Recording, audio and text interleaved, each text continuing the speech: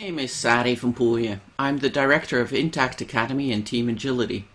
At Intact Academy, we train up from beginner to advanced coach and then to team coach, supervisor, and business coach. And people can do the whole thing and also become ICF accredited in that. Within Team Agility, we help businesses innovate more quickly than their products to accelerate time to market. And that's become more important than ever in the world today. I want to speak to you about what executive coaching is. I've been an executive coach since 1992, so that's quite a long time in my world. I've been active for 35 years, so you can calculate yourself. But now is the time for me also to pass on some of my experience and knowledge on the executive coaching front. So let's start with a simple question. What is coaching? Because there's so many different definitions around. What do people actually do in coaching? Well, there's a couple of people who've really written about it. So Whitmore in 2002 already said it's about unlocking a person's potential to maximize their performance. It's obvious he worked a lot in business settings. So words like potential and performance are really cool in that kind of world. Zeus and Skiffington in 2004 said it's a collaborative relationship to bring about sustainable behavioral change and transform the quality of life. That's much closer to what I do. And I think this idea of collaborative relationship is really, really important to me. I think within the executive coaching, of course, as a coach, in that moment, you take on a certain role and your client has a certain role. But for me, I'm collaborating. So I'm 50% responsible for what happens and my client is too. We co-create that space and the relationship. It's also important in that definition that relationship is so central, because I think whatever method or tool you use, in the end, it's the relationship that's the healing part of coaching. It's often our clients come to us divided, and giving them undivided attention within the relationship is actually the healing component. For me, it's also about sustainable behavioral change. I'm always really, really happy if people think differently, they learn a couple of concepts differently, they feel better. That's all great. But in the end, certainly in the setting that I work in within organizations, it's not so much what you think or what you feel, it's about what you do that's important. Because I do believe that in the end, knowing what to do is the highest form of wisdom. Knowing when to do it is even better. The other part of this definition is transforming quality of life. And I think in the end, that's also true for me within coaching. It's a really important part for me. Clients come to you because they're in distress.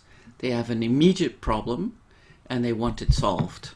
So for instance, someone gets fired, they're in distress. They want to find some help with that. But that can be solved within 5 sessions, within 10 sessions, certainly. But for me, the value of executive coaching is that within that process of personal and professional development, you help people to change their quality of life long term. It's not about giving people a fish, it's about teaching people to fish. And for that reason, I also think this contractual part, this collaborative relationship is really important.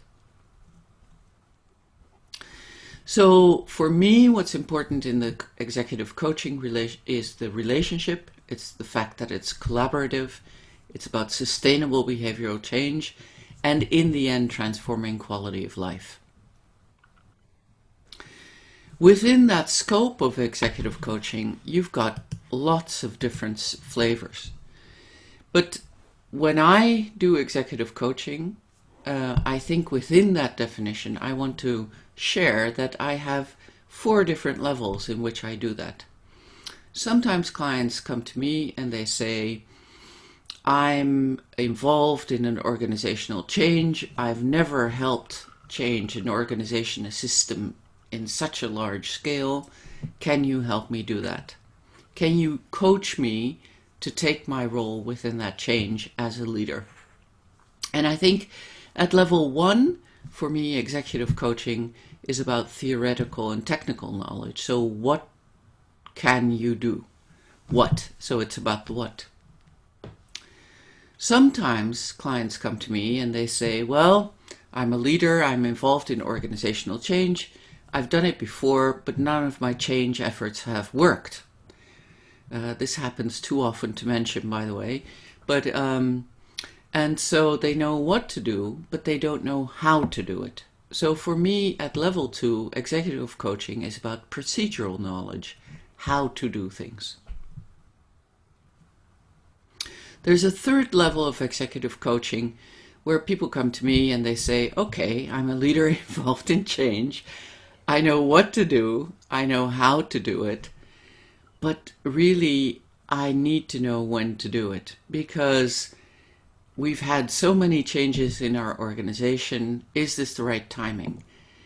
When do I step forward and say we need to change? And that's the third level, I think, that's involved in the executive coaching. That's in helping people decide not what to do or how to do, but to develop judgment. Timing. Timing is everything when you're a leader. Pacing, timing and pacing are things that are underestimated within the executive world, I think. So this third level for me is really important. Timing and pacing, judgment. The fourth level is that people come to me as executives looking for coaching and they say, I know what to do, how to do. I've even got some inkling of when to do it.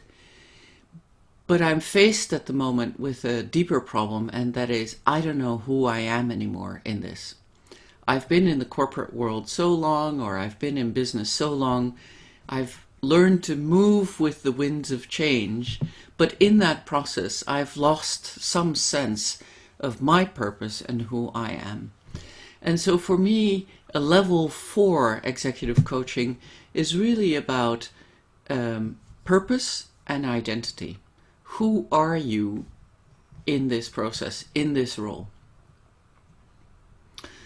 So in this first part, I want to share with you what I think is important in executive coaching and at what level executive coaching can take place. Look at your own clients. What do you do during executive coaching? And at what level are you coaching? What does that mean for who you are as a coach and what you should be doing?